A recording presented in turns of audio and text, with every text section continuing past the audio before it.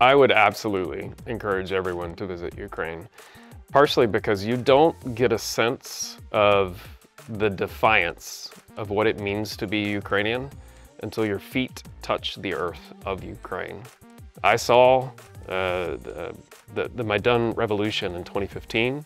I watched people that I knew who showed up in the streets in Kyiv and protested, and was inspired that there's a Generation X, the millennials, the Generation Z here in Ukraine, who are building an entirely different Ukraine.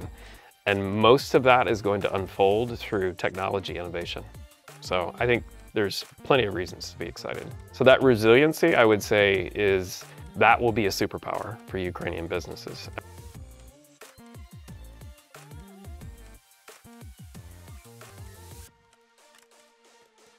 Hi everyone, my name is Mykola Maksymenko. I'm Director of Technology Management Master Program at UCU Business School.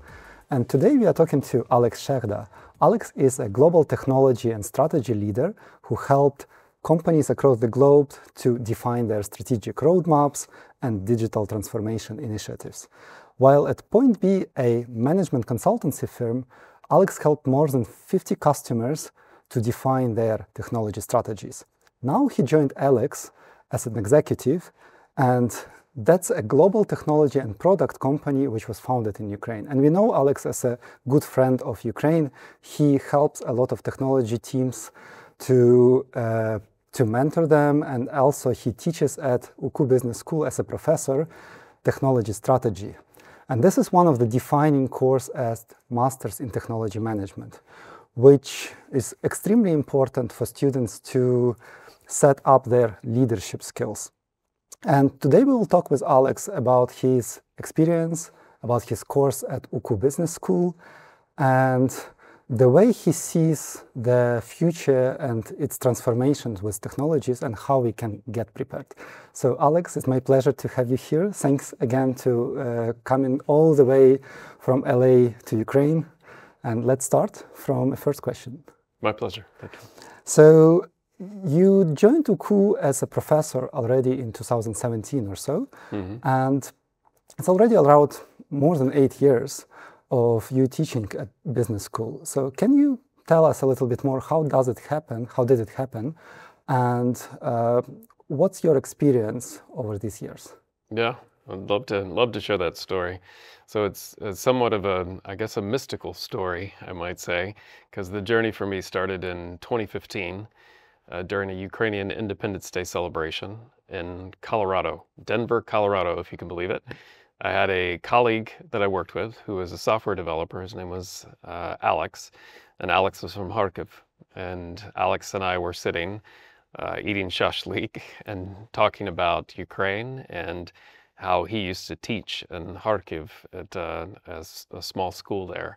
And he said to me, "Alex, you really should be teaching." I thought, that's a ridiculous idea. Like, I'm not a teacher. This is not what I do. At the same time, I was working through my MBA at IE in Madrid. And I realized over time that I was becoming more and more interested in the intersection of the academic world and the practical. And that was really a lost kind of skill, both in the consulting world and in the academic world, because we tend to go in one of either direction. And so Alex kind of laid that little voice inside me in 2015, and it kind of continued to bubble up over and over and over again. And in 2016, through complete and utter random chance, I found myself on Google looking at Ukrainian business schools. I was actually sitting at, I was on a client engagement at the time, and I found Ukrainian Catholic University and Anastasia Markuts, who was the program director at that time. And Anastasia, something inside me said, you should email her. And I resisted it for a month, for 2 months, for 3 months, and it kept coming back up. Email her, email her, email her. I was like, why? This is just strange. 6 months later, I finally gave in. I emailed Anastasia. Anastasia, hi. I don't know why, but I feel like I need to write you. I've been thinking about teaching, and I don't know if I can help the university, but I feel like I need to ask that question. She wrote me back instantly. Oh my God, I've been praying for this exact moment to happen. I cannot believe it. This is amazing. Do you happen to know any Ukrainian? Do you happen to like have any consulting experience in the tech strategy space? Do you happen to know anyone who is from Ukraine? And I immediately was like, well, wait a minute. I'm from a Ukrainian American family. I've been to Ukraine before. I've been studying the language for quite a few years. I by no means have mastered it by any means, come anywhere close to being fluent, but it was a surreal experience. And that was the beginning of the journey for me. Ironically, also, it was the beginning of my journey with ELEKS, because there was a HAIQU board member who sat as an executive on the ELEKS team as well. So it all began right in that 2016, 2017, culminating with my first class there in Kyiv. Mm-hmm. Excellent. So that's a great story. And so maybe you can share the story why you have selected this particular topic of technology strategy. So what the course is about. Yes, absolutely. So technology strategy it has an internal and an external dimension. And for me, all of my work prior to teaching has been about the intersection of technology, strategy, and execution.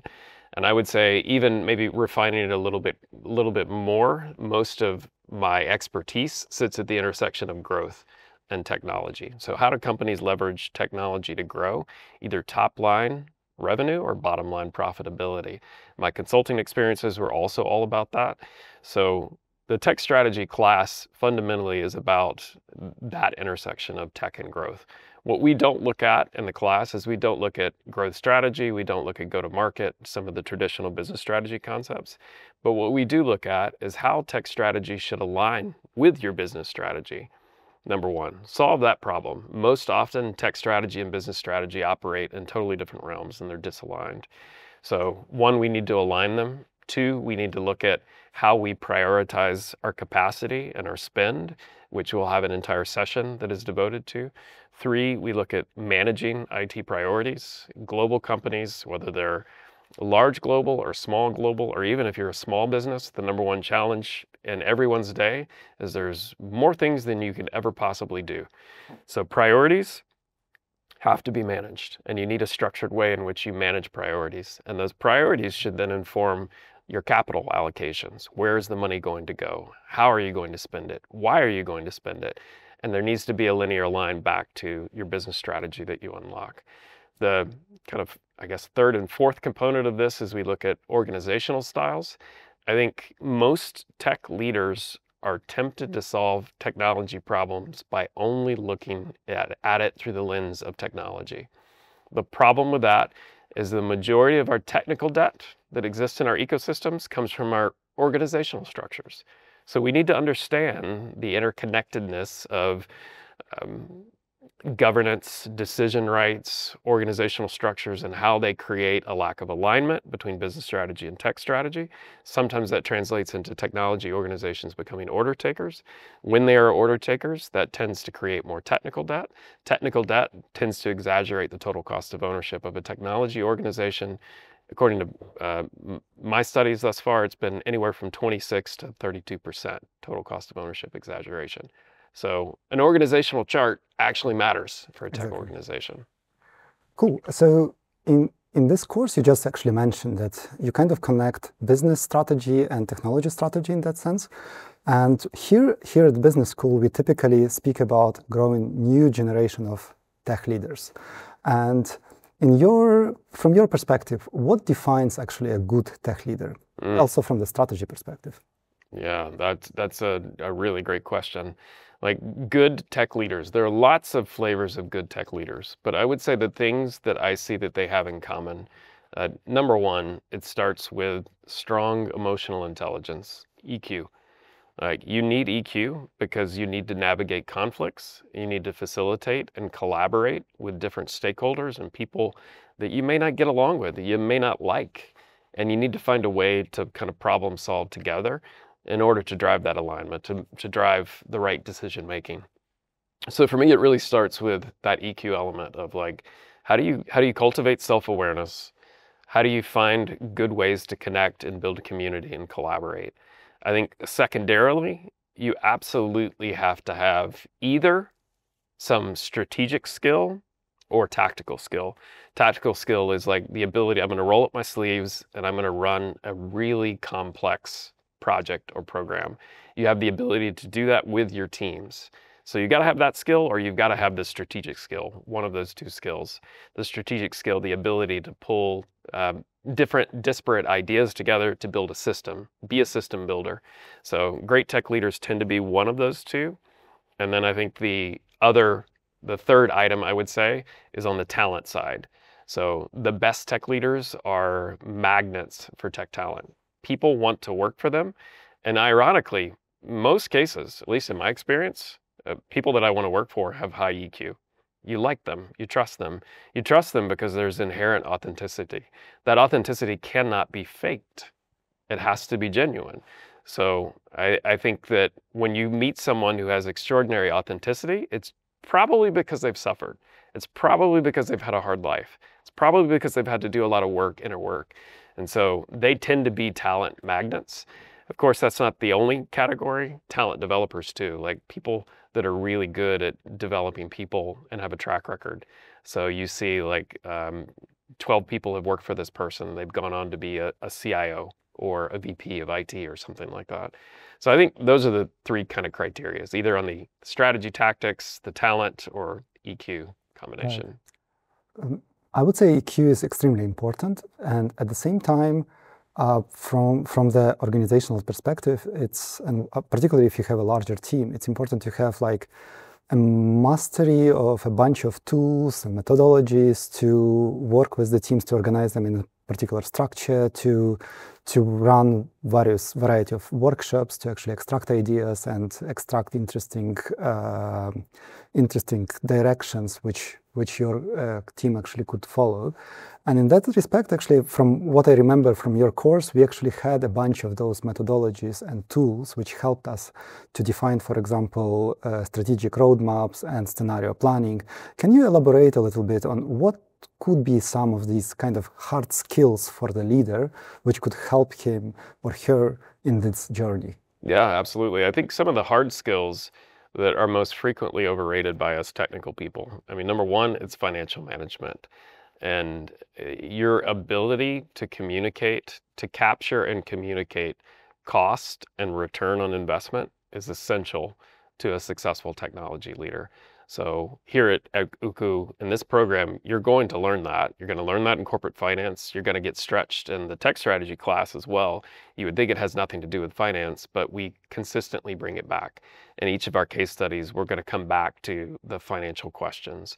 There's a case study that we do around Harley-Davidson where we're given a balance sheet and we need to make a technology change, and we actually observe what's the impact to gross margin as a result of an ERP platform that enables us to better manage our supply chain and lower our part costs.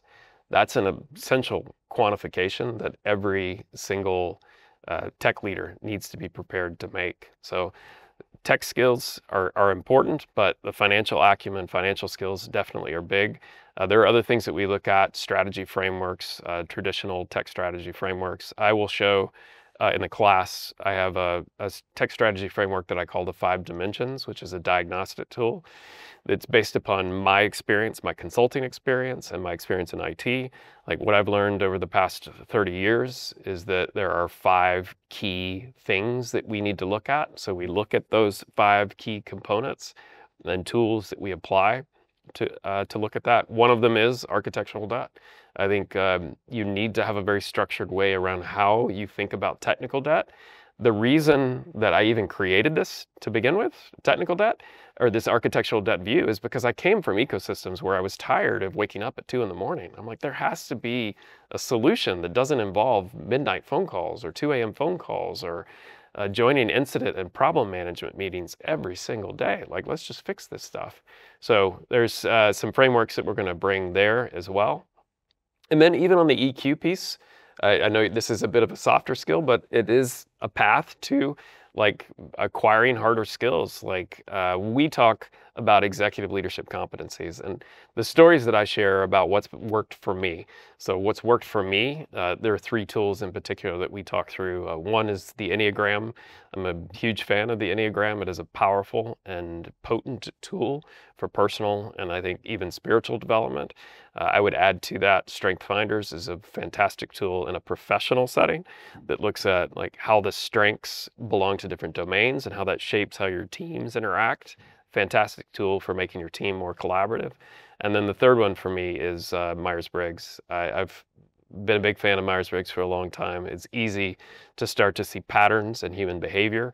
And from a talent development perspective, it helps you understand how to connect to those people. Like, what's your motivation here? If you are, I'm going to use some Myers-Briggs language, but if you're an NT or an SJ, like, what's your motivation here? And how do I connect to that? And how do I put that in language that helps you understand more easily? So just a few of the many tools that we're going to dig into in class. Excellent. And maybe, so you just actually mentioned your own experience and like of not waking up in the morning was like thinking about technical debt. So maybe maybe you can actually give this story about how do you feel actually being a technical and actually industry expert, working a lot in different situations in industry, and now you share this experience with your students. So how this transformation actually went? So you said that initially you kind of were a little bit scary about teaching. So how do you feel now after 8 years of teaching? Yeah, how do I feel now after 8 years of teaching? It's such a great question that you're asking, because I'll tell you, the first time I taught in Kyiv, I think I was stressed out. And I think I must have put maybe 200 hours into the content and thinking about the content. And there's always a lot of just self-doubt. Like, do I actually know the things that I think I know? Do I know what I'm talking about? And like my time in consulting perpetually taught me that nobody knows what they're actually doing. Nobody. Everybody is literally making it up on the spot. And the difference is that they won't tell you that. And they act like they're not making it up, and they act like that's the pattern. Like, oh, I've done this before many times. And in some cases, yes, people have done those things before, but that's not true 100% of the time. Like, that ability just to embrace the uncertainty and step into it and just say, whatever happens, it's okay. If I fail, it's okay. I'm going to learn from it. I'm going to keep moving forward. Failure is not fatal. It is never fatal. Like, if you're learning from it, you're moving forward, it's a wonderful thing.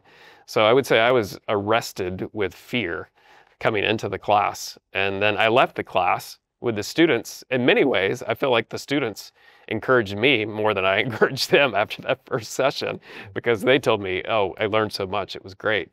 So I think every time that I come back here, I'm confronting my own self-doubt as well. But every time, the reality is, like, it's a fantastic experience to come and share. And I've been through, I feel like when I look back over my career, which is a difficult thing to say because I don't feel that old, but when I look back over my career, like, I've had a ridiculous amount of unique experiences and exposure to unique clients. And all of that has informed, I would say, the gaps in theory around how we teach. Because traditionally, we love to teach that there are right, clear answers. And for so many areas of life, that's just simply not the case. For so many areas, and when it comes to the C-suite, it is rarely the case that there is one right answer. There is probably 12 for any given problem. And it's a question of which problem do you want to select? Which problem are you better equipped to manage is often the reality. So. Right. And that's actually important why you're teaching from the case method, because like as the more cases you know, the easiest it's in the real life then. Totally, absolutely. Yeah, we draw on cases from Zara, Volkswagen of America, Harley-Davidson. All 3 of those cases are about incredible nuance and complexity. They all wrestle with incremental complexity. Some of the larger companies that you step into, the more complexity there is to decompose. The more complexity there is to decompose, the more difficult to get to actual root cause. So all 3 of those cases, though, bring different challenges: prioritization, funding, political problems, and more. Right. And speaking about your students, so do you know some good examples of and maybe success stories of some of the students that you teach? And do you keep actually in touch with them after the course? I did definitely keep in touch with them. It has been, I think, a surprise and a joy that people want to hang out, number one, with me after class. But students consistently ask that I do that, and I've always enjoyed it. So I think about Volodymyr, he works at EPAM, who was a student 2 years ago, who I've seen a couple times, and had some great ideas that he was thinking through around EPAM. I think about Ostap, who has launched Mantis Analytics, that Ostap and I stay connected every single month. And we talk about what's going on with his startup for no other reason than just I'm interested. And if I can be of value, I want to be of value. So that's been, I've been very touched and very surprised by that. But there are so many students, the list is so long that it's a bit surprising. Like, I will say this, like, I have recently had to kind of make a transition to the East Coast to be near my family. And I come to Lviv and I know more people than I do in my own hometown now. And it is purely because of HAIQU. And all I have to do is go into WhatsApp and say, hey, I'm in Lviv, who wants to meet for coffee? And there'll be 20 hands that are raised. And it's just been a joy getting to know students, getting to see them thrive, and getting to see the immense technical talent and technical capabilities that we have here in Lviv is extraordinary. Fantastic, thank you. And so you witnessed actually the start of the war in Ukraine. So you worked with some of the companies and some of the students from your course before the war and now as the war actually is going on. So many companies actually had to adapt, had to change, had to prioritize some technological changes and actually implement a lot of interesting technological changes to move through this period and a lot of risks that we have. So how do you see this process? Do you think that that could help all of us in Ukraine actually to strive after the end of the war? I think it's a difficult thing to sit with, that there could be positive things that come out of this war, especially when you watch the news, you listen to the dialogue. You're very tempted, I think, at times to say that nothing good is ever going to come from this. But the reality is there are extraordinary things that are happening. There are extraordinary stories that are being lived out, stories that will inspire untold generations of what it means to be Ukrainian, first and foremost. Like, I think about anytime I come to the States, what I hear from Americans is, are you safe? And my answer to that is 100% I'm safe. Why would you not think I'm safe? You need to be brave, like Ukrainians are brave. They live through this every single day. So I think Ukrainians, number one, they need to understand that you inspire people that you will never meet. Never meet. My wife yesterday just told me she's facilitating a session with her company in South Carolina. One of her leaders came to her and said, Volodymyr Zelensky is one of the most inspiring people I've ever heard. It's amazing. Like, how often can you say that an ordinary Ukrainian would become a household name all over the world? So on one level, you should be encouraged that there are extraordinary things happening and there's reason for hope. On the company side, I think companies have demonstrated a level of resiliency that other companies never even think about. So there are so many Ukrainian-based companies that have found ways to navigate physical safety, psychological safety, the economic safety.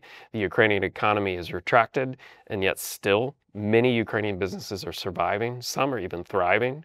It's extraordinary what is happening here. So that resiliency, I would say, is going to be a superpower moving forward. When the war finally ends, that will be a superpower for Ukrainian businesses. I think secondarily, Ukraine has become, I hope everyone in Ukraine knows this, but Ukraine has become the cutting edge, maybe bleeding edge of technology innovation in the world.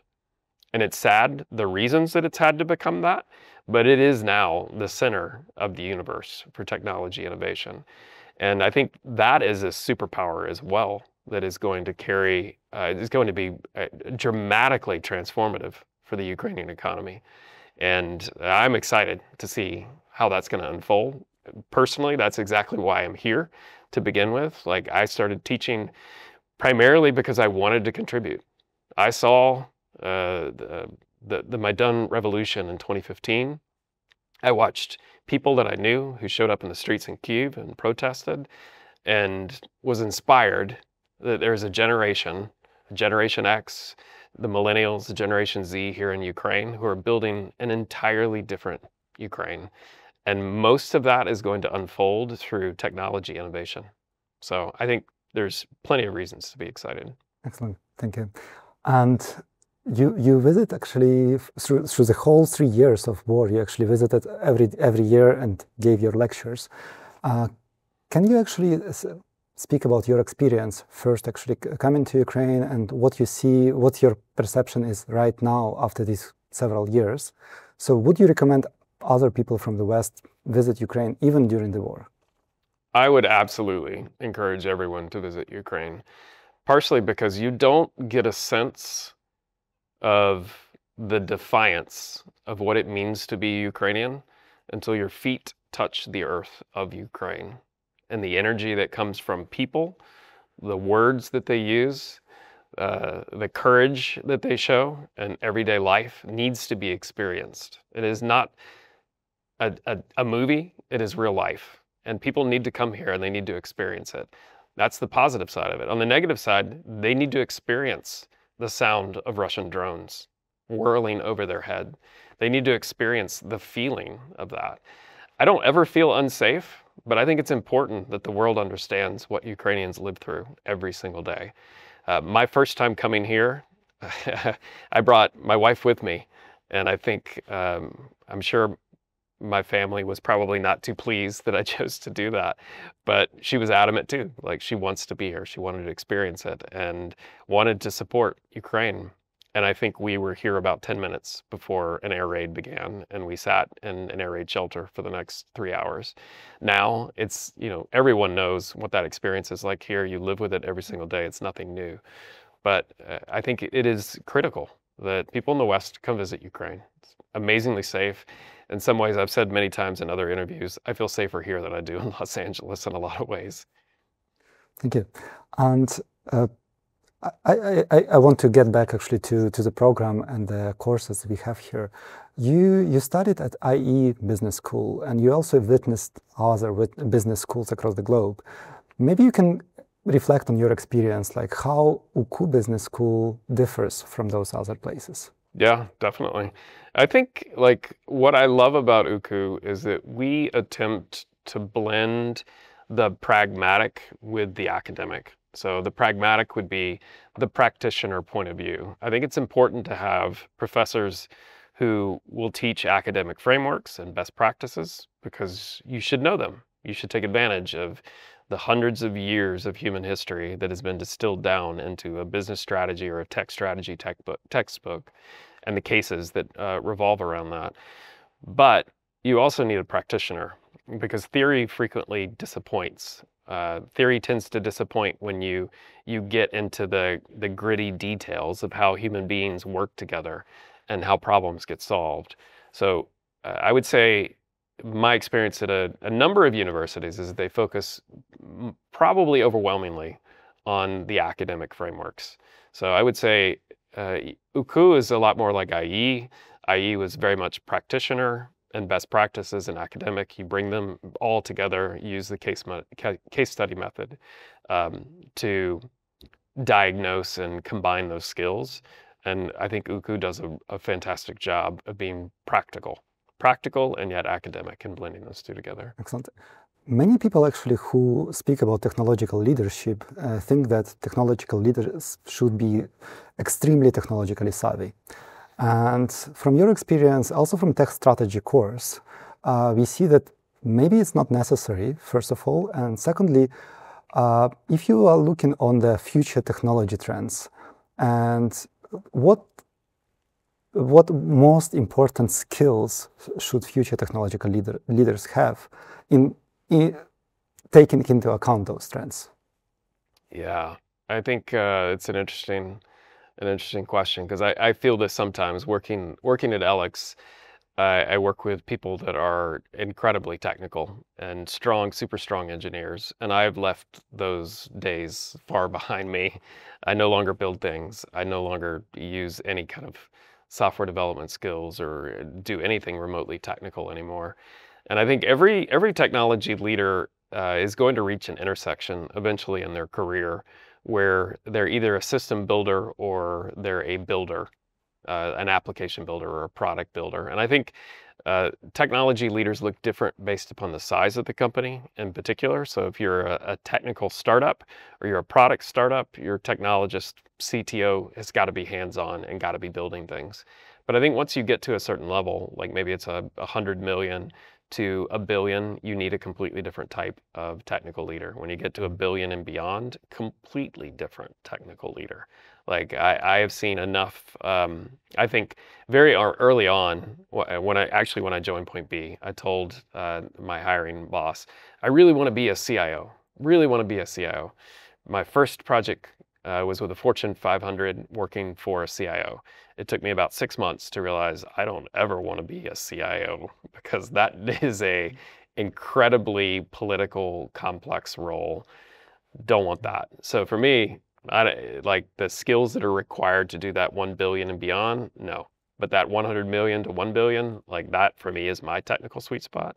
So I think there's lots of different flavors of technical leaders. And as you work up through the different sized companies, your skills are going to change. Way more technical skill at that 100 million and under. 100 million to I think a billion, you need technical skill and strategy skill. I think that 1 billion and beyond, you need strategy skill and political skill. You don't really need technical skills at all. You need to be paying attention. You need to be reading. I think that's one thing that's consistent across all technology leaders. You need to be learning consistently. So much that is changing dramatically. And I think to answer your question around like technologies that I think leaders need to be thinking about, it's easy to say Gen AI. It's very easy to say that. But I think the next application of Gen AI in particular, people need to be narrowing in on agents. Agentic AI is a bit of a buzzword, but I think it is realistic that companies will be building agents to run 20% of their company or 15% of their company. I think there are other technologies as well, like we're starting to see new form factors show up in the extended reality space. I don't know if any of you have been playing with some of the extended reality glasses, like they're getting really close form factor wise to normal glasses. And that to me is kind of exciting because there are so many amazing use cases. And this is where like, as a technologist now, I see a device and I immediately start to think about cost savings. And this is an example of a different kind of skill that you have to cultivate as a tech leader when you work for different types of companies. So glasses for me, I see employee onboarding in a manufacturing environment and how we could do onboarding in an augmented reality way. We probably could cut eight-week onboarding down to 4 weeks. Maybe we could even do it in cross-cultural, multiple languages. Particularly combining with agents. Yeah, and especially if you combine with agents as well. So like those are two areas that I've been attentive to. And then of course, your area of expertise, quantum computing, has also started to catch my attention as well. But I think the problem is the world and technology is moving at such a rapid pace. You can no longer just not pay attention. Like you have to be paying attention to every single new thing that's coming out and starting to think through, how do these things work together? Like how do I create value, either for my business or how do I create value if I'm a smaller company? How am I actually going to commoditize this and make money off of it? Right. Maybe you have some good recommendations of how to track those trends, or like which sources typically you track yourself. Ooh, well, some podcasts. Yeah, I mean there are so many good sources. I tend to think of what I tell students in class is that I heard Christian Schiller from Cascadia Capital many years ago. I think it was, gosh, probably 8 years ago, an investment banker in the Seattle area. He said, if you want to see what the future looks like, look at where venture capital is spending their money in the portfolio. So I think one of the best tools that I've gone back to over and over again is looking at the venture portfolios. So there are several venture firms around the world that you can look at, but like for me, I go back to Greylock, Lightspeed, Sequoia are the three that I'll look at in Silicon Valley to see where are they spending their money. There are pretty consistently research agencies that will do the full spectrum of all venture funds. So you can see they're investing in enterprise IT or cybersecurity or GenAI as the top 3 categories. That is one thing that is useful. I think the second thing that's useful is listening to leaders, finding industry leaders. Twitter used to be great for that before Elon took it over. It's now not so great for that. So it used to be like you could send a message to a thought leader and ask them a question, and maybe you might get a response from someone you don't even know, but it doesn't happen these days. But I'd say go to conferences, read books, ask peers, you learn from your colleagues. I'd tell you one thing that I did in particular in my consulting days is that I would actually routinely facilitate roundtables. I hope this isn't top secret, but I would call a couple of friends that I long-term friends, and we would bring them together and we'd have conversations. What are you seeing? What are you learning? How are companies thinking about tech? And we would just learn from each other, an open conversation. It's not, competitive. There's no competitive insights there or anything like that. It's just like, how do we learn from each other? That's a great idea. Thank you, Alex. That was a fantastic conversation. So we learned a lot, I hope, everyone. And for those who actually wish to learn more about technology strategy, please apply to Master in Technology Management at UCU Business School. We are currently running the next cohort of applicants. So please go on. Thank you. Yes, thank you.